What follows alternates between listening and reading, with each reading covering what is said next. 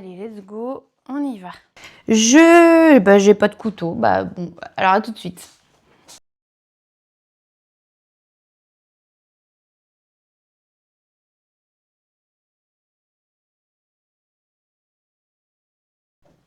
Salut à tous, j'en profite de me faire à manger pour vous expliquer un petit peu ce que j'avais dans la tête là ces 2 derniers jours où je me suis dit il faut qu'on en parle parce que moi j'ai l'impression que c'est simple et à la fois que ça m'a fait un déclic dans la tête, donc je partage avec vous. Alors en fait en ce moment je suis en train d'essayer de remettre en question ou en tout cas de réanalyser mon fonctionnement. De manière générale, je dirais que je suis une personne un petit peu, alors pas extrême, mais qu'en tout cas, de nature, j'étais quelqu'un de très polarisé. J'ai des réactions, en tout cas que moi je trouve assez fortes. Et au départ, j'ai mis ça sur le compte de l'hypersensibilité. Je me suis dit, voilà, moi je ressens les choses à fond. Et en fait, avec le recul, là, je suis en train de me dire que c'est pas que ça. Ça peut potentiellement faire partie de l'équation, mais j'ai l'impression que la chose celle qui prend le plus de place, c'est qu'en fait, je ne sais pas quantifier, je ne sais pas mesurer mes réactions, mes émotions. Ou en tout cas que j'ai une mauvaise analyse du fonctionnement de mon système. Je t'explique. De nature, moi je verbalise plutôt facilement ce qui m'arrive. Je vais réussir à mettre des mots sur mes émotions, je vais réussir à extraire un petit peu ce que je ressens pour en parler, en tout cas aux personnes qui prennent le temps de m'écouter. Je vais arriver facilement à dire ce que je ressens. On prend ce qu'il y a à prendre. Il faut voir le verre à moitié plein et réussir à mettre le doigt sur les choses qu'on arrive à faire. Mais par exemple, je vais dire, je suis crevée, je suis saoulée, ça me gonfle, ça me gave. En tout cas, pour rester sur le registre un petit peu négatif, je vais avoir des mots comme cela. Et même dans l'autre sens, je vais dire, je suis au top de ma vie, c'est incroyable. Je vais utiliser vraiment des superlatifs comme ça. Sémantiquement parlant, dire que je suis crevée, donc littéralement dire que je suis morte, décédée ou dans un état de mort imminente, en fait c'est faux. C'est faux. Et donc c'est très loin de ce qui se passe vraiment. Donc déjà rien que là, dans les mots que je pose sur ce que je ressens, déjà j'envoie une fausse information au système. Donc là je vous cache pas que quand on réalise déjà ça, les habitudes ont un peu la dent dure parce que c'est difficile de s'éloigner de cette habitude, de cette façon de parler et de s'exprimer qui nous est propre et qu'on a construit en plus sur plusieurs années. Donc déjà, rien que là-dessus, j'ai vu rapidement qu'il y avait une évolution à opérer. Donc, les petits oignons, je vous ai pas montré. J'ai mis un fond de reste de pâte que j'avais. Je vais mettre un petit peu d'oignon, mais point trop d'infos, l'ami. Point trop d'infos. Hop, un tout petit peu histoire de donner du goût. Je vais mettre aussi mon ail. Et donc cette manière de s'exprimer, elle a une base effectivement culturelle, d'expérience de vie, etc. Mais moi j'ai l'impression qu'en fait elle est intimement liée à notre capacité, à la capacité du cerveau de polariser, donc d'avoir une polarisation primaire de ce qui nous arrive. Et je vais développer. J'ai l'impression que mon cerveau cherche naturellement à avoir une réaction très rapide. Donc c'est pour ça que quand je dis une polarisation primaire, c'est que tout de suite, il va venir définir j'aime pas, ça me fait peur, c'est cool. C'est sa manière, je pense, de réagir rapidement pour que moi je trouve aussi rapidement dans mon quotidien une solution, potentiellement si je suis dans une situation dangereuse, de m'en sortir, au contraire de trouver quelque chose de plaisant, de m'orienter vers quelque chose de plaisant. C'est sa manière de répondre facilement et rapidement à une stimulation. Néanmoins, quand j'y repense, quand je dis que je suis crevée, est-ce que je suis vraiment crevée? Non. Je veux dire, là, on peut objectivement dire que je ne suis pas une personne décédée. Ça, jusque-là, tout le monde est plutôt d'accord. Et puis ensuite, je vais chercher un petit peu plus loin. Je vais approfondir un petit peu ma recherche, mon étude de cas. Sur une échelle de 1 à 10, À combien j'estime ma fatigue, par exemple. Donc à la fois, on remet les bons mots sur ce qu'on ressent. Sur une échelle de 1 à 10, à combien j'estime ma fatigue. Je peux me dire, bah oui, de 0 à 10, ma fatigue, elle est de 5. Là, je vois aussi le verre à moitié plein. Elle est de 5, elle pourrait être de 10, et là, je suis complètement amorphe par terre, je ne peux rien faire. Je suis à 5. Déjà, ça nous permet de quantifier les choses. Finalement, j'ai quand même de l'énergie, mais aussi cette sensation, quand est-ce qu'elle me définit? C'est là, à l'instant T, que je me sens. Et là, je viens intégrer à mon système l'information que je suis fatiguée à l'instant T. Cet état de fatigue, il est voué à fluctuer, il est voué à être modifié. Ça me donne une voie de progression. Ça me donne la notion que cette fatigue, elle peut être amenée à être réévaluée. Ça nous est déjà tous arrivé le matin de se dire « je suis vraiment très fatiguée ». Et en fait, on se rend compte qu'on arrive à gérer la journée derrière. Donc quand on continue à aller un petit peu plus au cœur de ce système, on vient ouvrir, j'allais dire, les fichiers et venir aller de plus en plus profond dans ce qu'on veut aller décrypter. Petit à petit, je me suis rendu compte que quand j'allais pas profondément comme ça dans mon analyse, qui est globalement en fait assez rapide quand on y pense, si je le faisais pas, je maintiens des barrières invisibles qui m'empêchent d'aller mieux parce qu'ils font de ce que je ressens de l'instant T, une réalité qui a ni début ni fin, donc en fait qui est floue et qui occupe en fait ma journée, mon quotidien. Et là, c'est la partie émergée de l'iceberg. On se rend vite compte que ce qu'on peut dire comme ça assez rapidement ou ce qu'on peut analyser comme ça rapidement, ça nous crée une fausse réalité. Et ça m'empêche de me sentir réellement dans l'instant présent. Alors de comprendre ça, ça me rend heureuse. Ça me donne les clés d'affronter cette perception qui est potentiellement biaisée et ça me donne la capacité de retrouver les rênes de mon système et de pouvoir guider mon système dans la direction que je souhaite. Donc je deviens en fait actrice de mon système.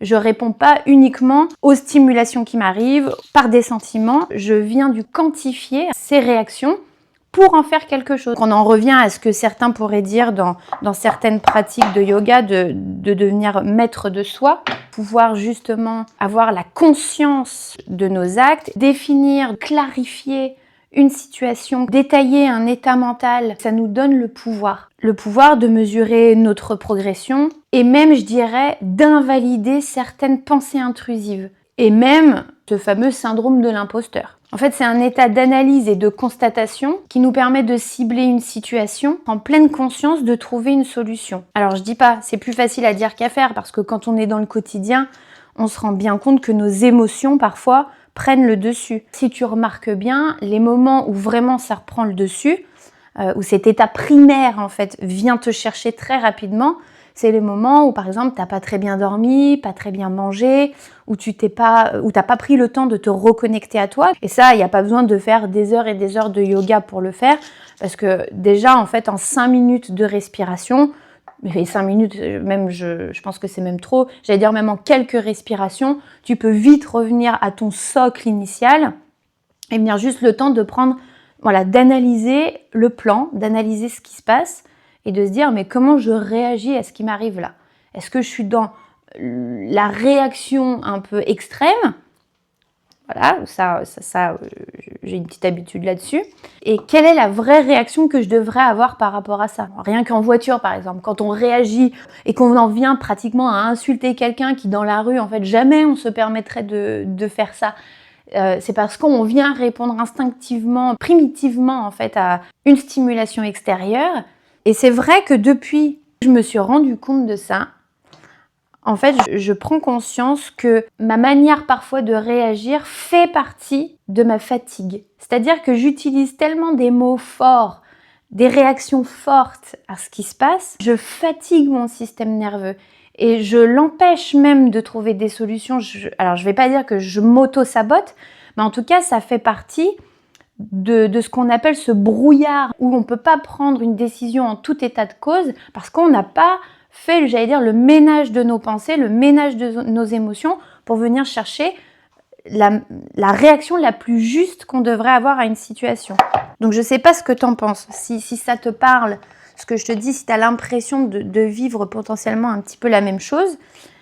Mais en tout cas, ça laisse à réfléchir sur cette notion, effectivement, d'être entre guillemets maître de soi, Mais au-delà de ça, la notion de venir quantifier une émotion, observer, venir être un peu le chercheur, la chercheuse de notre bien-être, de venir se dire, bah voilà, j'ai ce sentiment-là, il est à cet instant T. Donc déjà, mais ça me donne les clés de pouvoir le modifier, de pouvoir la modifier, cette émotion à l'instant T. Donc qu'est-ce que je peux faire? Qu'est-ce qui me ferait du bien? Potentiellement, je choisis quelque chose qui me fait du bien, donc je viens faire cette activité. Et maintenant, comment je me sens? Qu'est-ce que je peux quantifier comme évolution? Bah, par exemple, j'ai repris 2 points sur mon échelle de bien-être, mais c'est énorme. 2 points en faisant quelque chose de simple, de rapide, une respiration de 5 secondes, un tricot de 10 minutes, d'aller faire un puzzle pendant, je sais pas, quelques instants aussi, de faire une pratique de yoga, de s'étirer. Comment je me sens maintenant? Et en fait, ça nous permet de venir se réancrer dans la chronologie, dans l'instant présent, même si maintenant c'est un terme qui est un petit peu galvaudé et qui peut faire un petit peu soupirer. Donc j'en redeviens à devenir factuel. Moi qui ne le suis pas du tout de base, je suis plutôt dans mes pensées, dans mes esprits, je divague, etc. Et ça vient me réancrer. Je me prends par les épaules et je fais un point réel. Et je ne suis pas dans l'extrapolation, je ne suis pas dans le demain, dans qu'est-ce qui va m'angoisser demain, après-demain, dans 10 ans, la peur de vieillir, la peur de mourir, la peur de... Je viens me recentrer. Oui, effectivement, j'ai peut-être une vitalité un peu moins importante ces derniers temps, mais à combien sur mon échelle? Et quand je fais ma petite sieste, à combien j'en ressors? Combien je suis dans ma vitalité? Ça remet un petit peu l'église au milieu du village, comme on dit. Ça nous permet d'avoir une réalité quantifiable. Ça te donne un point de départ et un point d'arrivée. Et ça, en fait, c'est ce qui te permet de vraiment intégrer dans ton système nerveux qu'est-ce qui te fait du bien, qu'est-ce qui est bon pour toi. Ça va ancrer ces bonnes habitudes, ça va ancrer ce nouveau système, cette nouvelle manière de penser, cette nouvelle manière de réagir, puisque c'est juste une petite analyse très courte à faire dans ton quotidien. Donc, tu n'es pas obligé de le faire à chaque seconde de toute ta vie, mais néanmoins, sur les grandes lignes, les grandes réactions qui te traversent, ça serait peut-être bon d'essayer. Donc là, je termine ma petite salade un peu rapidos qui était censée me prendre 2 minutes, mais effectivement, parler et découper en même temps, je ne pensais pas que ça allait être aussi difficile. Pour te résumer, j'ai mis un petit peu des pâtes qui restaient, du concombre du jardin, des tomates qui commençaient à tirer un petit peu la tête au fond du frigo, des pois chiches que bien sûr, je n'ai pas fait cuire moi-même, c'est des pois chiches en boîte parce que de penser à les faire tremper avant de les faire cuire, j'en suis pas encore à ce stade. Ensuite, je voulais peut-être essayer de mettre les pickles de choux blancs que j'ai fait l'autre jour. Donc, où tu vois, il y a des petites, qu'est-ce que c'est ça? Des baies roses, du gingembre, etc. Mais je vais goûter d'abord parce que j'ai peur que ça soit un peu fortiche. Non, ça va, c'est bon. Oula, pétard. Oh, oh, oh. Alors, je vais enlever peut-être un petit peu les baies au-dessus. Je vais goûter. Si, c'est très bon. C'est très bon. Un peu vinaigré, mais le chou, du coup, est bien mou. Oh, purée, par contre, j'ai mis un tout petit peu trop de piment d'Espelette. Ouachalabongue. Oufa. Voilà. Point trop n'en faut. Hop. Allez, il y a les petites baies, mais elles vont se mélanger. Donc, c'est sur une base de vinaigre, sucre et eau qu'on met en fait très chaud dedans. Et après, on les laisse un peu mariner et on peut déguster. Donc, ça permet d'avoir apparemment, c'est bon pour la digestion. Et puis surtout, ça me permet, moi, de manger le chou d'une manière qui fait un peu moins péter. Mais là, tu me diras, chou, pois chiches dans la salade, un maximum de paix pour un maximum de plaisir. Mais bon, c'est comme ça. Ensuite, on va passer à la sauce. Donc, un petit peu... Ah non, c'est de la purée de sésame aussi. Bon. Un petit peu de pâte de sésame. Purée de sésame. Un petit yaourt. Hop. Du sel au romarin et romarin thym. Du poivre. J'aimerais bien un petit peu de citron. Hop. Je touillasse. Alors franchement, donne-moi ton retour sur la conversation qu'on vient d'avoir ensemble. Franchement, j'ai hâte de voir ce que vous en pensez. J'ai l'impression que j'enfonce des portes ouvertes, mais parfois, en fait, ça fait du bien. Ça nous fait réaliser, ça nous réancre un petit peu dans une nouvelle énergie, dans une nouvelle manière de vouloir voir les choses. Et comme moi, ça m'a fait beaucoup de bien, je me suis dit que j'allais partager ça avec vous, à la bonne franquette comme d'habitude, avec le temps que j'ai aussi devant moi. Donc là, voilà, je vais manger, je vais me régaler. Mais je suis curieuse de savoir ce que tu en penses. Donc dis-moi aussi si ça te plaît cette façon aussi de présenter les choses où je suis pas forcément sur un tapis de yoga. En tout cas, je te remercie de m'avoir suivi jusqu'ici. Je te dis à très très bientôt. Encore merci pour ton soutien. À chaque fois, les petits commentaires sous les vidéos, vraiment, ça me remplit de joie et je suis très contente de vous répondre et je suis très contente aussi de venir explorer tous ces sujets-là en fait qui sont passionnants et qui ne concernent pas uniquement le bien-être ou le développement personnel, encore voilà des termes qui sont un peu galvaudés aujourd'hui, mais de revenir un petit peu juste aux bases où on peut venir sincèrement dire que effectivement ce sont des outils simples pour aller mieux ou en tout cas pour venir expertiser un petit peu cette voie de progression pour aller mieux. Je te dis à très très bientôt pour d'autres vidéos et en attendant, prends grand soin de toi.